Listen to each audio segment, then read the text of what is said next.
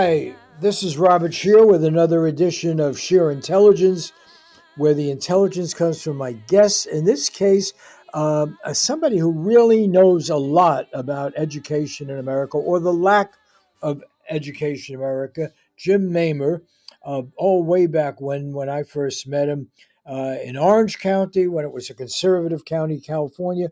He was this great high school social studies teacher who won the national award for being the best social studies teacher in the country. And so I went to meet him. I wanted to see what the greatest social studies teacher is. And Jim Mamer was teaching, I believe, at Irvine High School. And over the years, I've had a number of his students come through different universities where I've taught, most recently USC.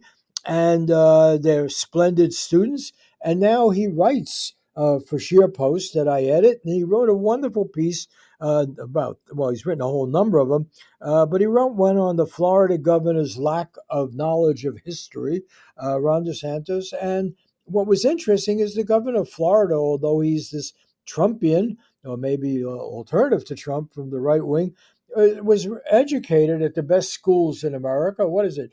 Harvard and Yale. Harvard. And yet he mangled the history so badly. And in your column, you raised the question of whether it was out of ignorance or malice or what have you.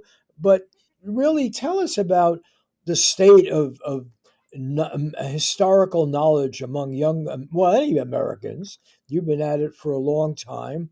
And you just pointed out these blatant errors.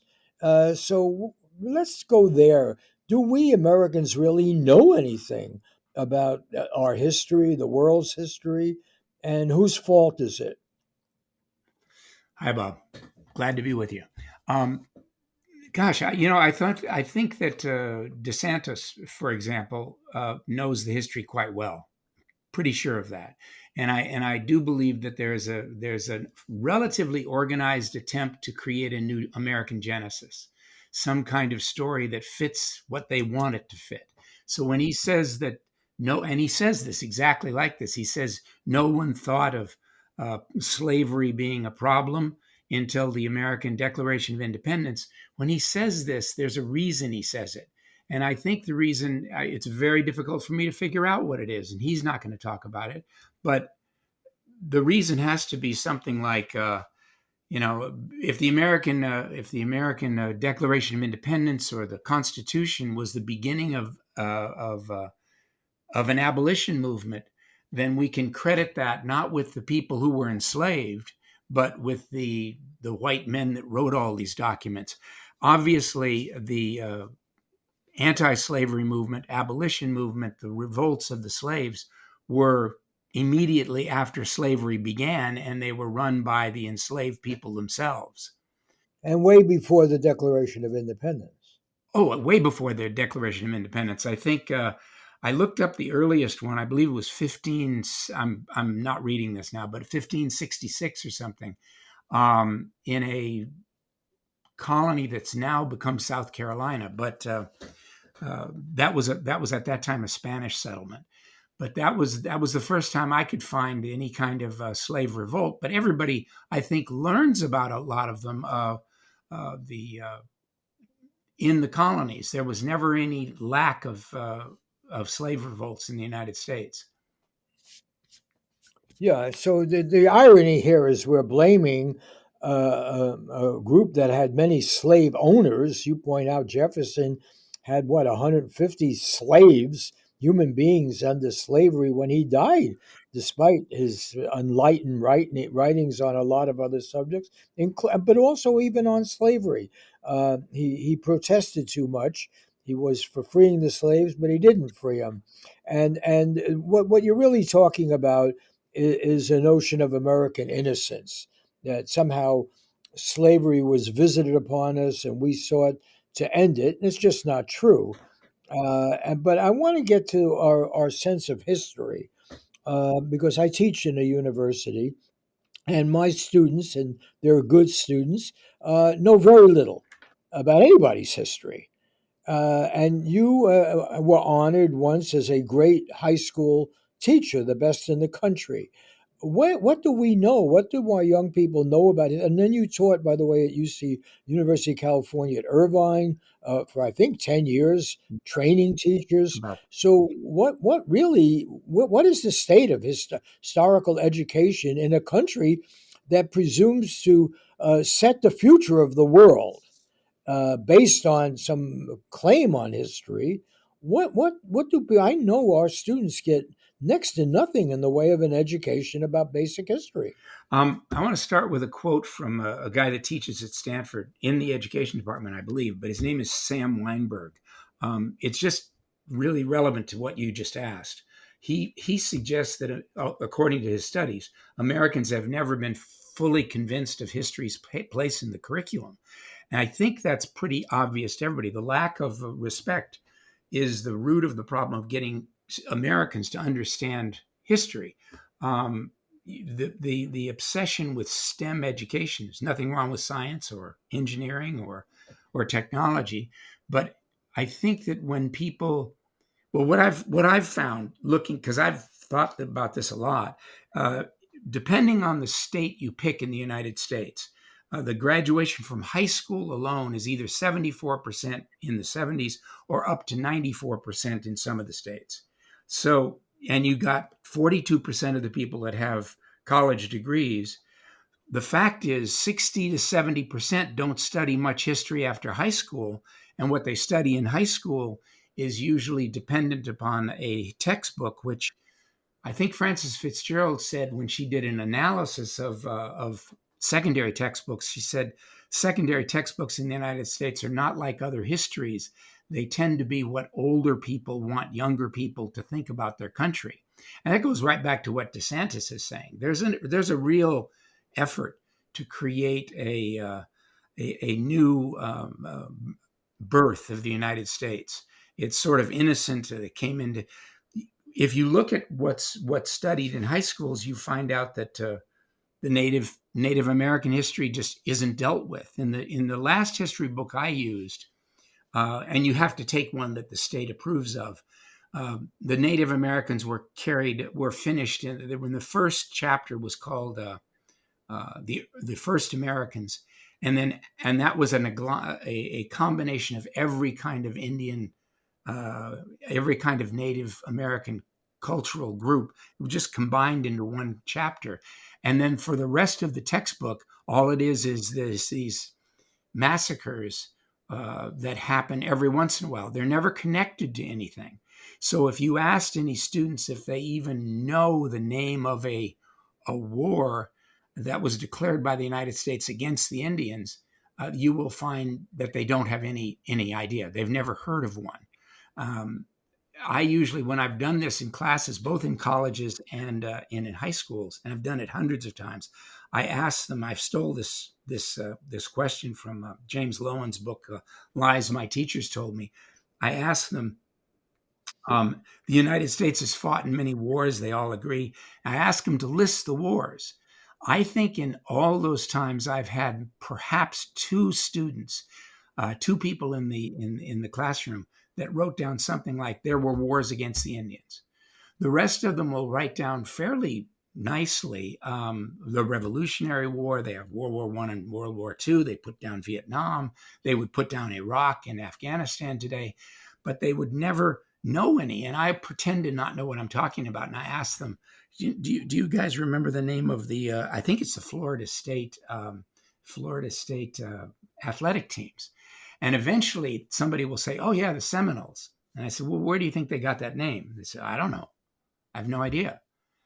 And there are 3 declared wars against the Seminoles in American history, but it's never in any textbooks. Well, just recently, the last few weeks, I mean, I was dealing with a My Lai massacre in Vietnam, and I can say, in a room full of almost 100 students, I think there were 2 or 3 that had ever heard of My Lai, one of the really great war crimes, mowing down what some between 500 and 600 children, little infants, and mothers and old men. Not even a sight of an eligible warrior of any kind. And it's just, what Gore Vidal called the United States of Amnesia. But you teach, and you've spent your career teaching in California, supposedly an enlightened blue state, right? Not given to the parochialism of some states. And yet, my students primarily have come through the California high school system, which makes at least a pretense of including the history of marginalized people. But really, they don't. They don't really cover it. In fact, the very fact that the Declaration of Independence, which DeSantis is referring to, refers to Native Americans as savages, and totally dismisses them as possible human beings. And the document was written by people who were holding black people as non-human slaves. In many parts of the United States, they definitely tried to hold the Indians as slaves too. Um, Certainly, that was true in California, even before the English came or the people from the East Coast. But you would ask, Oh, in California, I'm not the historian you are, but as Benjamin Madley of UCLA, a great authority on all this, has pointed out in his book, there was a genocide against Native Americans in the 19th century in California, in which basically the native population, which was quite passive by that point, in terms of its agriculture, it wasn't seizing ranch land or anything. They were exterminated and part of the whole gold rush and everything. I wish that more people would read that book. It's astoundingly well documented. What he does is use the definition of genocide that has developed in the last 40 years or so after World War II, and he applies it to what happened to the Native Americans. And it was difficult for me to read. I think it was 2 or 3 times while reading that book that I just couldn't see the pages anymore because I was crying. There are these incredible stories about uh, people throwing the native children onto fires, babies. And he documents every single death. I think there's about 200 pages of footnotes at the end of that thing. Part of the documentation was from the popular press of the time Right. and reminding people this is not the 1500s. We're talking about in the late 1800s, and we're talking about, yes, throwing native children into a fire. We're talking about all the horrible marks of a genocide, and it's not taught, is it? No, it's not. The native people are basically almost not present in the textbooks. I mean, there's always something in there, usually at the beginning, and then they do mention massacres, but they never connect them to wars. So if you don't connect these things to what they're a part of, um, there's no way the students can remember them. It's fascinating, and that's obviously done on purpose. But they do the same thing with labor history. Very few students know much about the development of the union movement. Uh, they do the same thing with the history of various Asian groups in the United States. I use the stuff that Ronald Takeki wrote at Berkeley. Um, he wrote a number of books on Asians in the United States and their history. They're really fascinating. But if you rely on the textbooks, there's very little there. Um, which means that when people come into teaching history in the schools, those teachers have to have a background in history, at least enough so that they can supply what's missing from the textbooks. And if they don't, if they're not able to supply what's missing from the textbooks, you have a really odd kind of this history needs to be taught as an academic field. It has to be about argument and complexity. And in my experience, students really like that. I give you an example. For example, every kid that comes into classroom, your classroom, and it doesn't matter, they know who George Washington was. And if you ask them what they know about George Washington, a very large percentage of them will tell you about the cherry tree. They still do that. That is a mythology that was made up by a guy named Mason Weems, who wrote in 1800 the first biography of Washington. But inevitably, There are some people who believe that, but there are very few. I used to start teaching about Washington, and this isn't to put Washington down. I think he was an amazingly good president that actually left the office after 2 terms. I tell the students that young Washington that you think chopped down a cherry tree, when he was 14 years old, he inherited 10 people. And I read from Lawrence, I think it's Lawrence Wash, his father's will. In his will, he gave his other son Lawrence most of his property, but he gave a 14-year-old boy 10 human beings. And I just asked the students to imagine how their lives would be different if they owned 10 people at 14. Um, that's a lot more important than the cherry tree, and I've never seen it in a textbook. But I read Mason Weems' book, so I could give them that. Students like to see history as an argument and as something complex. So that's sort of the job of a teacher. But you have to ask yourself who becomes the teachers in the United States. And a lot of them are very good. I worked with fantastic people that couldn't have worked harder, that work probably 70 hours a week just teaching. I know that's hard for people to believe, but if you have 200 students and you have them write anything, you have to look at that stuff. It takes that long. Um, if you wanted to look at what our education system is like and get a good picture of it, there's a couple of places. A wonderful book written by Diane Ravitch called Life and Death in the American School System. Or they could just watch The Wire season 4. It gives you an incredibly accurate portrayal of what's going on in schools. Let me just circle back to George Washington. Sure.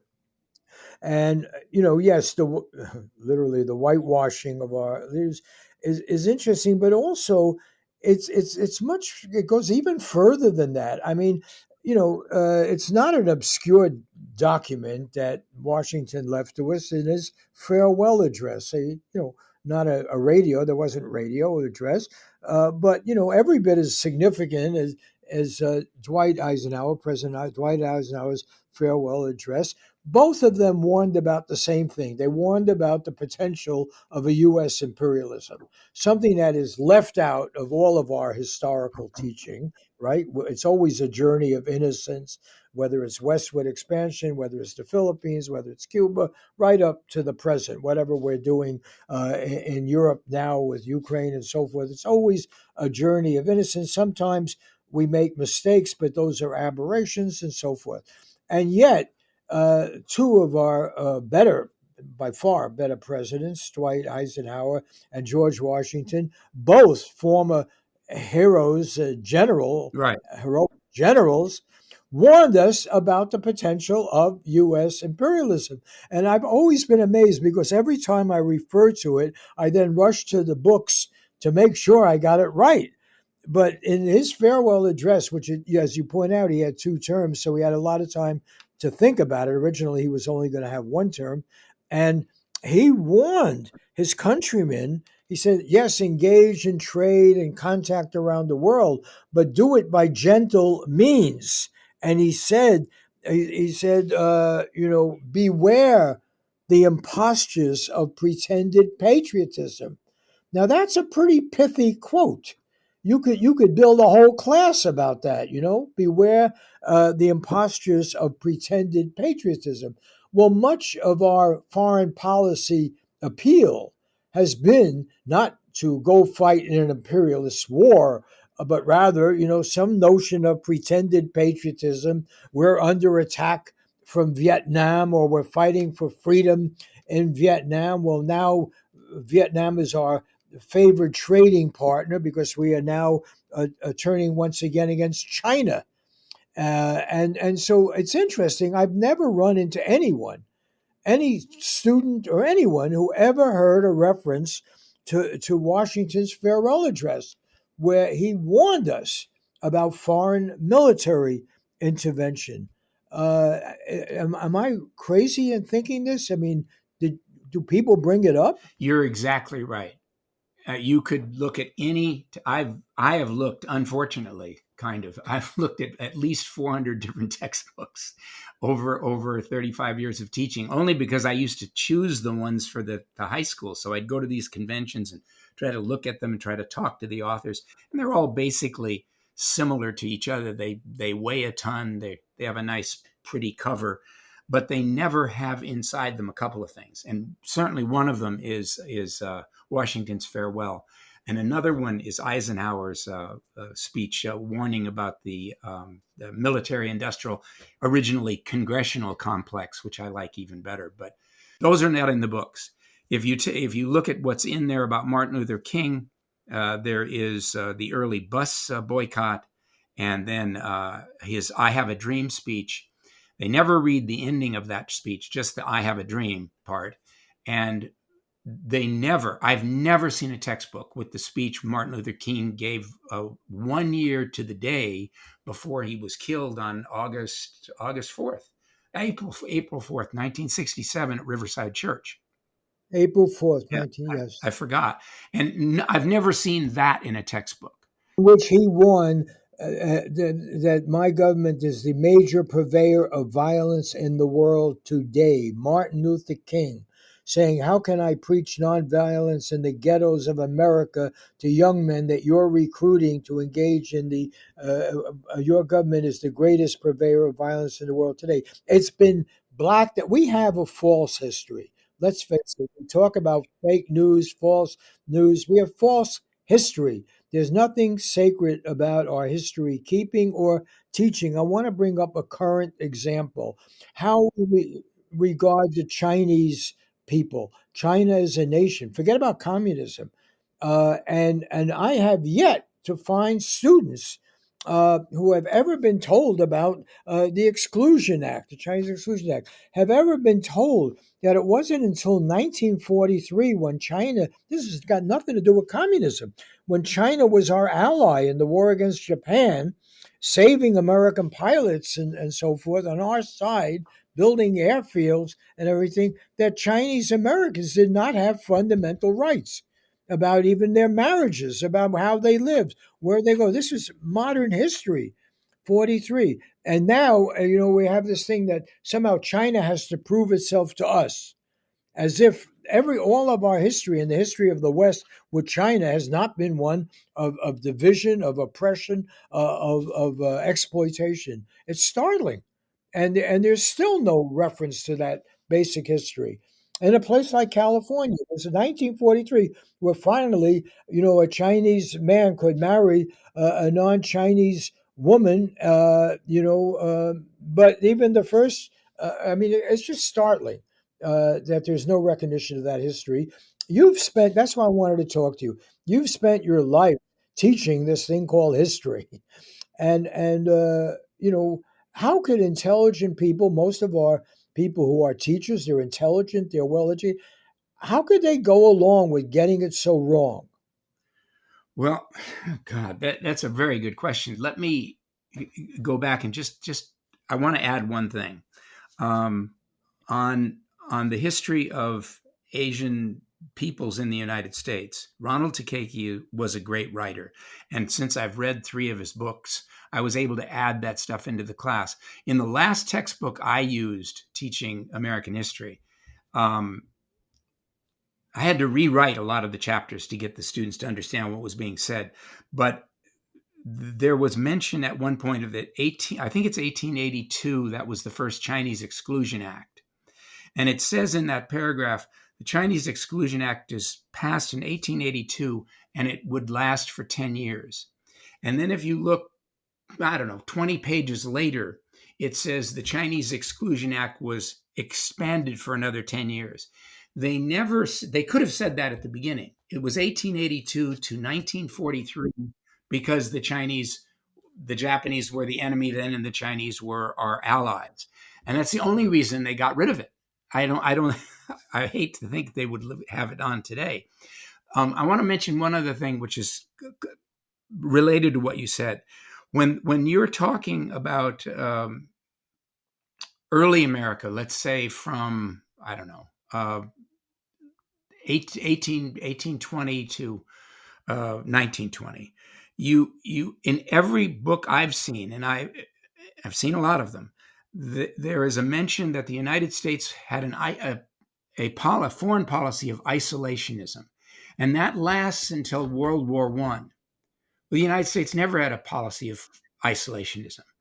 The native people were recognized by the government of the United States as individual nations, as people. They signed treaties with them. I think it's something like 92 signed treaties that's in the American History Museum now.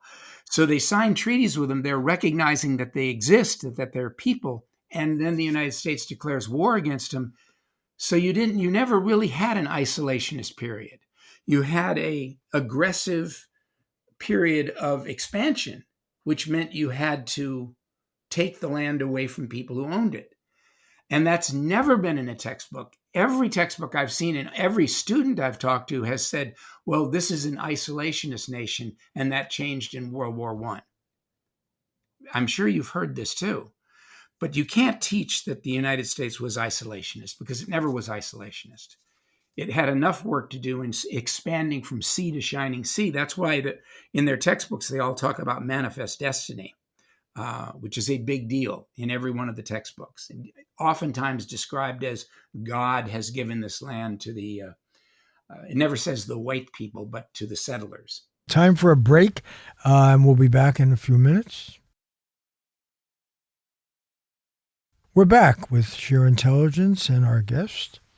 Well, but the odd, I mean, it's odd that people go along with this fake history. Uh, it's amazing. I mean, clearly, and as I say, even our founders, look, first of all, our founders were great students of what had happened to previous empires, right? And they made a war against the British Empire, and they were certainly conversant with the example of Rome, or, what have you, or Yeah. the Greeks, Alexander, what have they knew this history. They had a lot of time in the winters by candlelight to read what were already great works on the folly of imperialism. And there was one idea they were very clear on, not really as a matter of social justice, just that very simple, that if you're an expansionist, world conquering power, you will not be accountable to your own citizens. You will not be a representative republic. Okay. And this is quite aside from exploiting large numbers of people within your own boundaries. But the more you expand, and that's what the westward expansion was, you're controlling more and more people. And when you're doing it worldwide, you lose the great hope, and there is a great hope in the American Declaration of Independence and in our Constitution, of restricting government power and making it accountable to the people. That was the whole impetus of this grand experiment, presumably, was to hold government accountable to the people. And what Washington was saying is asking his countrymen in his farewell address, beware the impostures of pretended patriotism, was precisely what goes on, whether it's coming from Trump or Biden or Nancy Pelosi or DeSantis, this illusion that when America does it, it's not imperialism. And it is. It is, and Washington was warning. That's what he meant by pretended patriotism. You're going to go about meddling in everybody else's affairs, conquering them, killing them, and you're going to pretend it's in the name of your self safety, patriotism, protecting your homeland, and it isn't. That's why he called it pretended patriotism. Now, how in the world can we have a founding father who was given us this incredibly important, I would say the most important warning, and not have school teachers ever bring it up, know about it? How could this remain? It's an inconvenient truth, admittedly, but how could it remain hidden in clear sight? It's there, right? I didn't invent this. I mean, maybe I did. Every time I'll finish the show, I'll go look it up once again. Or did I misinterpret it? No, Or is you there didn't another miss it. explanation? I think that there are a number of people who do bring that up, but you have an entire culture that simply denies it, where you can say things like the United States has been an isolationist country. You can talk about, I don't even hear people talking about what happened in Vietnam. They can, in the current news reports on what the United States is doing, we're sort of left out of what's going. I mean, every once in a while. Yesterday, I read an article about another 12 million, I think it was, of weapons we were sending to Ukraine. There's very little about the background of that. I don't get any of it. 2014 overthrow of a Russian sympathetic a president of Ukraine that was sympathetic to Russia, and replacing that president with one that was sympathetic to the West. I mean, I don't. And supported by a large part of the population that speaks Russian, Absolutely. and many of whom thought they were still living in Russia when the Cold War ended. Right? I mean, it's bizarre that the I mean, look, we in such a cavalier way talk about all these totalitarian regimes all over the world that distort history and lie, and they do. They do. Everybody lies about their history, but the particular conceit of the United States is that we believe we're exceptional in not lying about it. And I actually had someone who was quite expert on our USC's programs with China. We have 6,200, the last count I saw, students from China. And he said clearly from his experience, Chinese university students know more about the United States in a detailed, complex, informed way than American students know about China. So, what is the measure of our freedom? What is the measure of our being an educated people or capable of critical thought when we have this completely distorted history of our past actions? And I get back to this basic question, Jim, because you were a much admired teacher out of our high school system, and then you went to the University of California at Irvine, where you did this for 10 years, training teachers. These are good people. These are solid people. They want to teach. How can they turn away from this harsh reality of our own experience? What goes through? Are they on drugs? How do they do it? I don't think they're on drugs. This is the Orwellian question. Why do people shut up and go along? I think it's teaching in a classroom, especially a high school classroom, is so much work. It is so many hours that a lot of them have to rely on those textbooks, and there's nothing in the textbooks. The idea that they can rewrite the textbooks is not realistic. I was talking to a class a couple of years ago at UCI, people becoming teachers. I was asked to come back and just talk to them about what they needed to get done. And some of them asked me, well, I bet it gets easier after, because they were all student teaching. I bet it gets easier after a while. And I said, it gets harder. You've got more to do because there's more you can learn. And then you can try to figure out how to get in your class. But they were really intimidated by that. These guys are working. You have to remember, they have families. Some of them have kids. And they're spending 70 hours a week, and they're really spending 70 hours a week doing this. I was very lucky. I worked in schools where I was basically allowed to do whatever I felt was right. They let me buy textbooks for the students that I also thought were right. So I often bought the ones they use at UCI. But that's not the case in most schools. And a lot of the teachers that are teaching history classes are also coaching very large teams. And that's a lot of work in and of itself. If you're a baseball coach or a football coach, that's a lot of hours.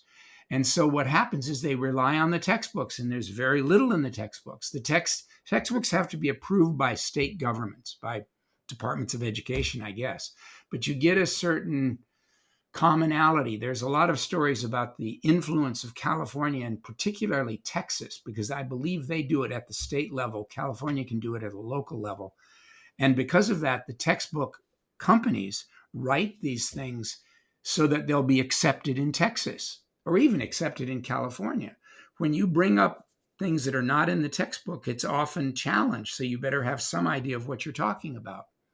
It would be fun to just have people read these textbooks and tell me what they mean. I had a wonderful experience. This must be 15 years ago, and we'd gotten a new textbook. I gave some assignments, and I read, of course, the stuff that I assigned. But I had this tendency to put stuff in there that wasn't actually in the textbook, since I already knew the history. And so I'd give them questions, and they just completely didn't know what I was doing. And I went in one morning and I just said, I apologize. For some reason, I'm completely failing you guys. And they said, what you're saying isn't, read the textbook. So I went home and I read it as if I knew nothing else. And I realized that the textbook had left out so much.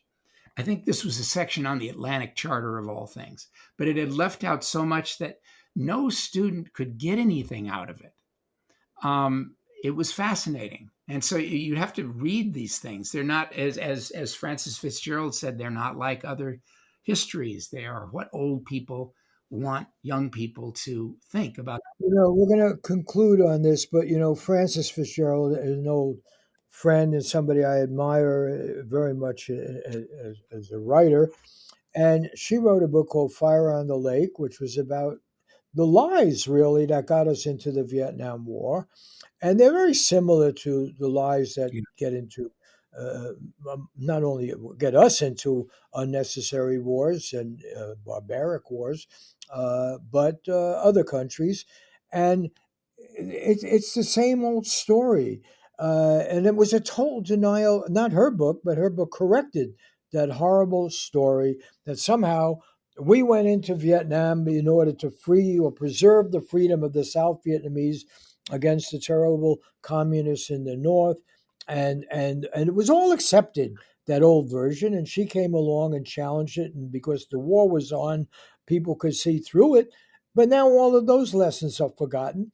And oddly enough, here we're in this moment where now once again demonizing China, maybe preparing for the end of all wars, which would be war with China, and maybe include Russia. And again, the simplification, the distorted history accepted by the mass media, taught in the schools, and no lessons are learned. And I want to conclude, and I'll give you the extra time because this is important to get this all straight. There are two models of dystopian society. A lot of people, there's a current book out now predicting a different kind of dystopian future, however, where Chinese are victimized. But if you take the two classics of Huxley and Orwell, something I keep bringing up, Orwell brought up a model of totalitarian society that we can easily recognize. They'll break into your home, they'll arrest you, they'll overtly, torture you, and it'll be and so forth. And then there's Huxley's model. And you have been a teacher in Orange County, California, a rather, basically affluent place and so forth. And you've been subject to a different dystopian vision where people consume like crazy, and they're, if they're not doing the toilet cleaning and the child raising, they basically have a good life.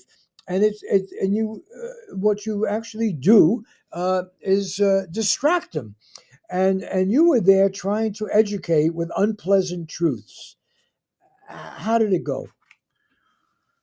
Look, if you treat students as if they're as old as they've ever been, you get a 16-year-old in front of you and you treat them as if you don't treat them as if they're some sort of tiny little child. That 16-year-old has never been older. And so you have respect for them and you teach them a history that's complex and you try to make them think and come to some conclusions. It went very well. I was always amazed at the fact it went very well. The students and their parents, even though Orange County is quite conservative, would thank me and say, thank you for teaching about this.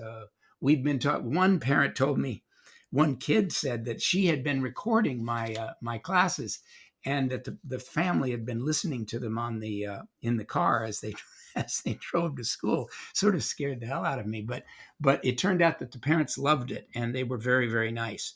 I'd never had very many troubles at all.